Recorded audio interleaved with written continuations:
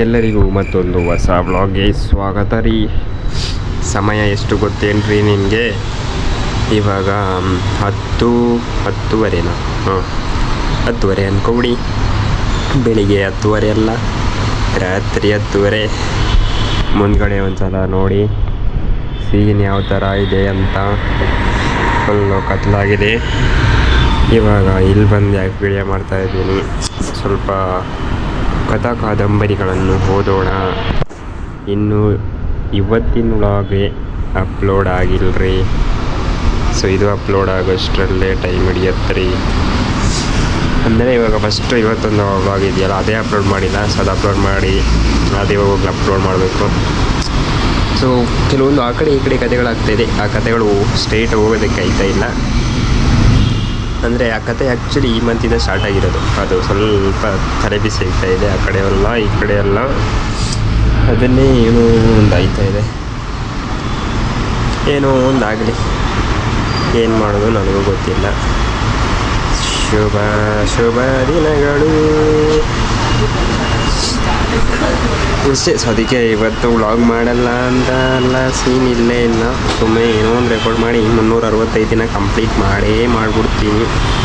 ಆದರೆ ಆ ಕಡೆ ಏನು ಕತೆ ನನಗೇ ಗೊತ್ತಿಲ್ಲ. ಸೊ ಒಟ್ಟಾರೆಯಾಗಿ ನಾನು ಇಲ್ಲಿಂದ ಅಲ್ಲಿಗೆ, ಅಲ್ಲಿಂದ ಇಲ್ಲಿಗೆ ಏನೋ ಒಂದು ನಡೆಸುತ್ತಿದ್ದೇನೆ.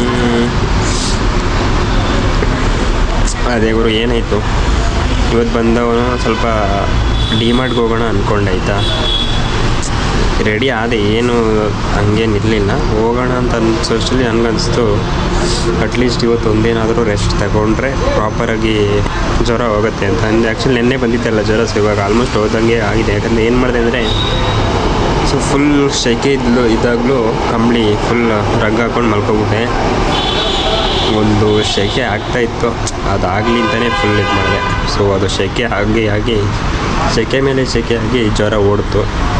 ಇವಾಗ ಜ್ವರ ಓಡಿದೆ, ಸ್ವಲ್ಪ ಬಾಡಿ ಲೈಟ್ ಪೇಯ್ನ್ ಇದೆ. ಅದು ಬಿಟ್ಟರೆ ಅದೇ ಸ್ವಲ್ಪ ವಾಯ್ಸ್ ಚೇಂಜ್ ಆಗಿದೆ.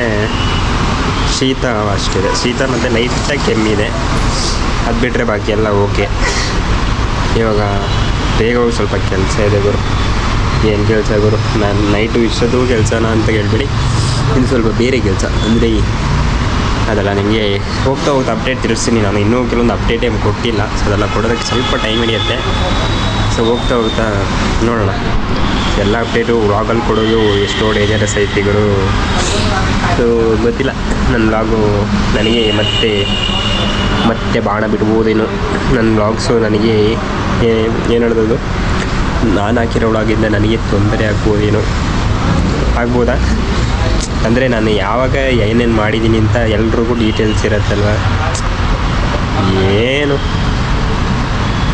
ನೋಡೋಣ, ವಾಟ್ಸ್ ಹ್ಯಾಪನಿಂಗ್ ಏನಾಗ್ಬೋದು ಎಲ್ಲ ನೋಡೋಣ. ಫಿಫಾ ವರ್ಲ್ಡ್ ಕಪ್ ಬೇರೆ ಸ್ಟಾರ್ಟ್ ಆಗ್ತಾಯಿದೆ. ಬಟ್ ಅದನ್ನು ನೋಡೋಕ್ಕೆ ಟೈಮ್ ಇಲ್ಲ. ಅಟ್ಲೀಸ್ಟ್ ಹೈಲೈಟ್ಸ್ ಅದು ನೋಡೋಣ. ಬಟ್ ಅದು ನೋಡೋದಕ್ಕೆ ZEE5 ಅಷ್ಟೇ ಏನೋ ಇರೋದು. ಅದು ಬಿಟ್ಟರೆ ಇನ್ಯಾವುದಿದೆ ಆಪ್ಷನ್ನು? ZEE5ಗೆ ಸಬ್ಸ್ಕ್ರಿಪ್ಷನ್ ಕೊಡಬೇಕು. ಅದು ಬಿಟ್ಟರೆ ಟಿ ವಿ ಚಾನಲಲ್ಲಿ ಬರುತ್ತೆ ಆಯಿತಾ. ಅದು ಯಾವುದೋ ಯುನೈಟ್ ಸ್ಪೋರ್ಟ್ಸ್ ಅಂತ ಏನೋ ಒಂದಿದೆ, ಅದರಲ್ಲಿ ಬರುತ್ತೆ. United 1 ಸ್ಪೋರ್ಟ್ಸ್ ಅಂತೇನೋ ಒಂದಿದೆ. United 1 HD, United 1 ಆ ಥರದ ಏನೋ ಇದೆ. ಸೊ ಅದರ ಚಾನಲಲ್ಲಿ ಬರುತ್ತೆ. ಆದರೆ ಟಿ ವಿನೂ ಇಲ್ಲ ಸದ್ಯಕ್ಕೆ. ಮನೆಗೆ ಹೋಗ್ಬೇಕಾಗತ್ತೆ ನೋಡೋದಕ್ಕೆ. ಇವಾಗ 12:30ಗೆ ಸ್ಟಾರ್ಟ್ ಆಗುತ್ತೆ ಫಸ್ಟ್ ಮ್ಯಾಚು. ಅದು ಬಿಟ್ಟರೆ ಮಾರ್ನಿಂಗ್ 7:30 ಒಂದು ಮ್ಯಾಚ್ ಇದೆ. ಅದು ಬೇಕಾದ್ರೆ ನಾನು ನೋಡ್ಬೋದೇನು. 8:30, 9:30 ಕಷ್ಟನೇ. ಬನ್ನಿ, ಇಷ್ಟೆಲ್ಲ ಅಪ್ಡೇಟ್ ಕೊಟ್ಟೆ. ಜಾಸ್ತಿ 8 ನಿಮಿಷನೇ ಮಾಡಬೇಕು ಅಂತಲ್ಲ, ಏನಿಲ್ಲ. ಇವಾಗ ಫೋನ್ ಹತ್ರ ಸ್ವಲ್ಪ ಚಾರ್ಜ್ ಆಗುತ್ತೆ. ಏನಪ್ಪ ಕಥಾ ಕಾದಂಬರಿಗಳು. ಇವಾಗ ನಿಮಗೆ ಸಿಂಪಲಾಗಿ ಹೇಳ್ಬಿಡ್ತೀನಿ ಏನು ಕತೆ ಅಂತ. ಅಂದರೆ ಒಂದೇ ವರ್ಡಲ್ಲಿ, ಇವಾಗ 2 ದೋಣಿಗಳಲ್ಲಿ ಕಾಲಿಡೋದಕ್ಕೆ ಹೋಗ್ತಾ ಇದ್ದೇನೆ. ಇದರ ಸ್ಥಿತಿ ಏನಾಗಬಹುದು? ಆದರೆ ಒಂದು ದೋಣಿ ಬಿಡಬೇಕು, ಆದರೆ ಆ ದೋಣಿನ ಬಿಡೋಕ್ಕೆ ಕರೆಕ್ಟ್ ಟೈಮ್ ಬಂದಿಲ್ಲ. ಆದರೆ ಇನ್ನೊಂದು ದೋಣಿ ಹಿಡಿಯೋದಕ್ಕೆ ಕರೆಕ್ಟ್ ಟೈಮ್ ಇದೆ. ಬಟ್ ಈ ದೋಣಿನ ಬಿಡದೆ ಅದನ್ನು ಹಿಡ್ಕೋಬೇಕು. 2 ದೋಣಿ ಹಿಡ್ಕೋಬೇಕು ನಾನು ಇವಾಗ. ಆ ಥರ ಸೀನಲ್ಲಿದ್ದೀನಿ. ಇವಾಗ ಆ ದೋಣಿ ಬಿಡೋ ದೋಣಿಗೆ ಹೇಳ್ಬಿಟ್ಬಿಡ್ಲಾ ಇಲ್ಲ ಹೇಳ್ದೆ ಬಿಡ್ಲಾ, ಅದು ಒಂದು ಡೌಟು. ಒಟ್ಟಾರೆ ಈ 2 ದೋಣಿಗಳ ಕಥೆಗಳು ಅಂತ ಹಾಕ್ಬಿಟ್ಟಿದ್ದೀನಿ. ನೀವು ತಮ್ಮನೇನು ಜಾಸ್ತಿ ಇಲ್ಲಿ ನಿಂತರೆ ಮತ್ತೆ ನಂದು ಇರುವುದೆಲ್ಲ ಜಾಸ್ತಿ ಆಗುತ್ತೆ ಅಷ್ಟೇ. ಸೊ ಕಥೆಗಳು ಹಿಂಗಿತ್ತು. ನಾನು ಮತ್ತು ಈ ವ್ಲಾಗ್ನ ಏನು ಮಾಡೋಣ ಅಲ್ವಾ. ಅಷ್ಟೇ ಗುರು, ಈ ವ್ಲಾಗ್ನ ನಾನು ಇಲ್ಲಿಗೆ ಏನು ಮಾಡ್ತಾಯಿದ್ದೀನಿ. ನಾನು ನಿಮಗೆ ಸಿಗ್ತೀನಿ ಮತ್ತೊಂದು ಹೊಸ ವ್ಲಾಗ್ನಲ್ಲಿ. ಅಲ್ಲಿವರೆಗೂ take care, bye bye with the star. Tata.